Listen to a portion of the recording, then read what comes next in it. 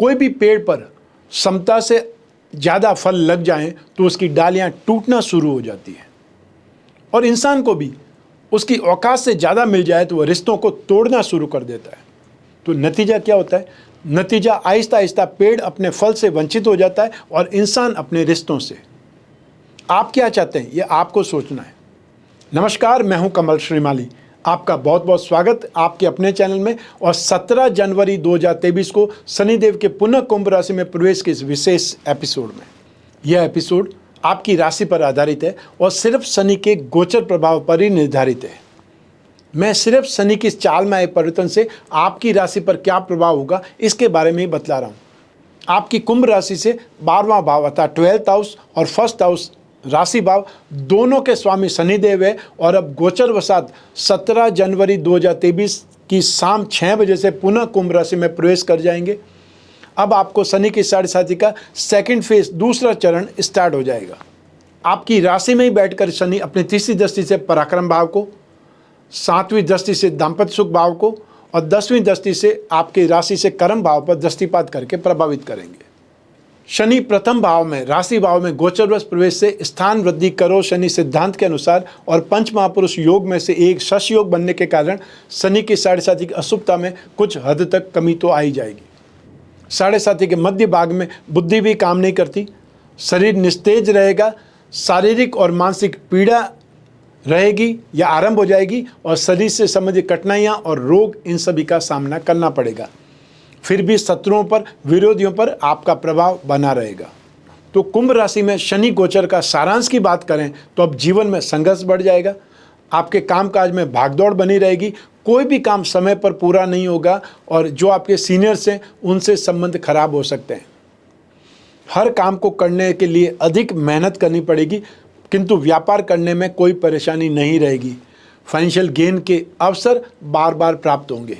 जो लोग कोई रिलेशनशिप में या प्रेम प्रसंगों में, उनके लिए समय ठीक है, किंतु दाम्पत्य जीवन में वाद विवाद बढ़ सकता है। स्टूडेंट्स के लिए ये समय ठीक है। जो लोग गवर्नमेंट सेक्टर में जुड़े हुए लोग हैं या वो लोग जो गवर्नमेंट सर्विस करते हैं, उनके ट्रांसफ़र के योग बनेंगे।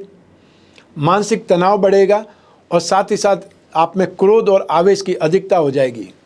हर कार्य देरी से कंप्लीट होगा, इसलिए धैर्य बनाए रखना होगा और अपने पिता की सेहत का बहुत ज़्यादा ख्याल रखना पड़ेगा। आइए अब बात करते हैं आपके जीवन के महत्वपूर्ण क्षेत्रों पर शनि के गोचर का क्या प्रभाव पड़ेगा। सबसे पहले बात करते हैं आर्थिक स्थिति के बारे में। कुंभ राशि के शनि का गोचर आपको आर्थिक स्थिति में बहुत हद तक सुधार देखने को मिलेंगे।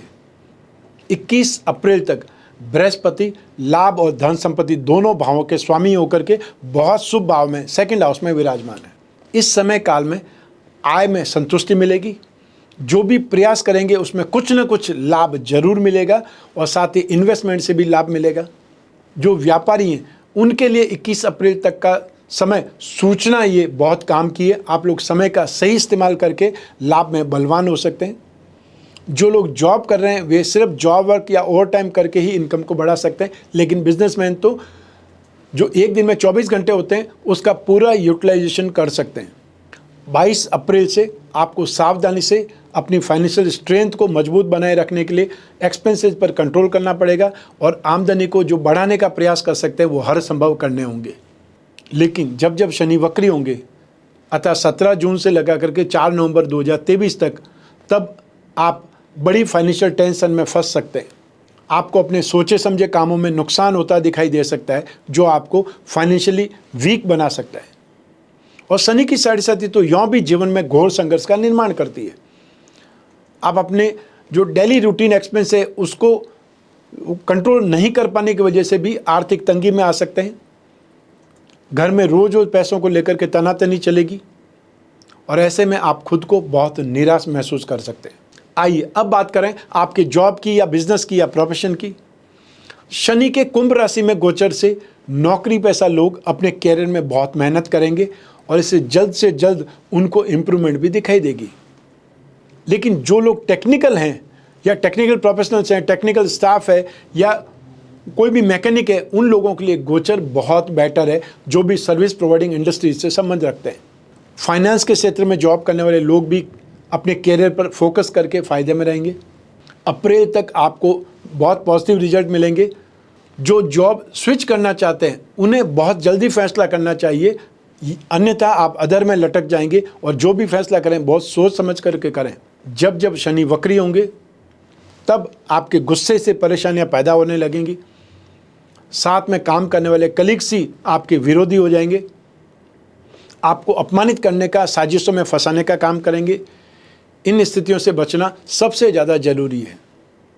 और अपने कैरियर से जुड़े इंपॉर्टेंट फैसलों में आप जल्दबाजी नहीं करनी है, क्योंकि आप जल्दबाजी कर सकते हैं। जॉब स्विच करने को लेकर के जो गलती वक्री समय काल में आप कर सकते हैं, उससे बचने की आवश्यकता सबसे ज़्यादा है।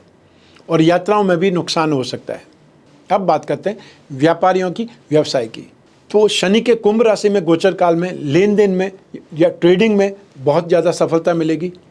इस गोचर में मेटल्स, केमिकल्स, फार्मा या टायर या पेट्रोलियम प्रोडक्ट का काम करने वाले लोगों को बहुत ज़्यादा फायदा होगा। मैन्युफैक्चरिंग इंडस्ट्रीज भी ग्रो करेगी। यदि आप अपने बिजनेस का दायरा बढ़ाना चाहते हैं तो 21 अप्रैल तक का समय आपके लिए सही अवसर साबित हो सकता है। व्यापार में भी सही जगह इन्वेस्टमेंट करने पर कई गुना फायदा मिल सकता है, फ़ायदा कमा सकते हैं, लेकिन उसमें टाइम लिमिट है। 21 अप्रैल 17 जनवरी 2023 को शनि कुंभ राशि में आ जाएंगे और 21 अप्रैल को बृहस्पति अगली राशि में चले जाएंगे। वहाँ तक का समय आपके पास में है जिसमें आप अनएक्सपेक्टेड गेन कमा सकते हैं। आप अपने बिजनेस में नए नए प्रोडक्ट जोड़ कर भी आप कामकाज को बढ़ा सकते हैं। मार्केटिंग में, सेल्स में सही लोगों को, प्रोफेशनल लोगों को रखिए और चाहे सैलरी ज़्यादा देनी पड़े, वे आपके काम को नेक्स्ट लेवल पर ले जा सकते हैं। जमाने के हिसाब से प्रैक्टिकल होकर के आगे बढ़िए। अपने व्यवसाय के प्रोडक्ट से संबंधित लोगों को साझेदार बना करके भी व्यापार का विस्तार कर सकते हैं। लेकिन जब जब शनि वक्री होंगे तब व्यापार क्षेत्र में थोड़ी मंदी आपको देखनी पड़ेगी। तो साथ परेशानियां, लॉस भी सहन करना पड़ सकता है। अनजान लोगों के साथ में काम नहीं करना है या उन पर भरोसा नहीं करना है, अन्यथा वो आपकी लंका जला सकते हैं। व्यावसायिक लेन देन में फ्रॉड लोगों से सावधान रहें। सामान की चोरी भी संभव है या आपको ध्यान ही नहीं है और आपके गोडाउन से सामान निकलना आरंभ हो जाएगा। आपका अपना स्टाफ ही ये काम कर सकता है। आइए अब बात करें आपके विवाह की, दाम्पत्य सुख की। शनि के कुंभ राशि में गोचर से दाम्पत्य जीवन में खुशियों का एहसास होगा और स्नेह में, अपनत्व में, समर्पण में वृद्धि होगी। जो लोग कामकाज के कारण अपने परिवार से दूर रहते हैं वे इस गोचर में साथ रहने की कोई न कोई व्यवस्था कर ही लेंगे। माता पिता की समझाइश से, पेरेंट्स की समझाइश से, समझाने से आपका रिश्ता सुधरेगा और साथ ही मैच्योर्ड भी होगा। आपके दाम्पत्य जीवन में, मैरिड लाइफ में मई से समय और बेहतर आएगा। जो लोग रिलेशनशिप में हैं वे जीवन में खुशियां और प्यार को महसूस करते हुए जीवन जिएंगे, एक दूसरे का साथ निभाएंगे। और जो अविवाहित हैं वो विवाह के सपने देख रहे हैं, उनके लिए भी कुछ न कुछ हलचल होने ही वाली है। जब शनि वक्री होंगे तब आपको कुछ समस्याएं देखने को मिलेगी। जीवन साथी नाप समझी में आकर के आपके ऊपर गुस्सा कर सकता है, गलतफहमी का शिकार हो सकता है और यह समय आपके जीवन के लिए दुखदायी हो सकता है। ये समय बहुत छोटा ही 4 महीने का समय है, लेकिन फिर भी ये समय है तो नेगेटिव। यह स्थिति आपको कुछ परेशानियों के साथ में दाम्पत्य सुख में गिरावट लाएगी। जो लोग फ्रेंडशिप में हैं या कोई रिलेशनशिप में, उनके मतभेद और विरोधाभास भी सामने आने लगेंगे। जो विवाह के बारे में सोच रहे हैं उनके विवाह में देरी होगी। तो साथ ही कुछ लोगों के पेरेंट्स आपके जीवन साथी के व्यवहार से तंग आकर के अलग करने का आपको फैसला भी कर सकते हैं। तो ऐसी स्थिति में आपको खुद पर कंट्रोल करना ही पड़ेगा। आइए अब बात करें संतान सुख की। तो शनि के कुंभ राशि में गोचर से 21 अप्रैल 2023 तक संतान सुख के मामले में आप भाग्यशाली रहेंगे, क्योंकि बृहस्पति शुभ भाव पर स्थित है। संतान के लिए विशेष उन्नति कारक समय है। संतान का सुख और सहयोग मिलेगा और जो संतान प्राप्ति की इच्छा रखते हैं, इच्छुक हैं, उनको भी खुशियां नसीब होंगी।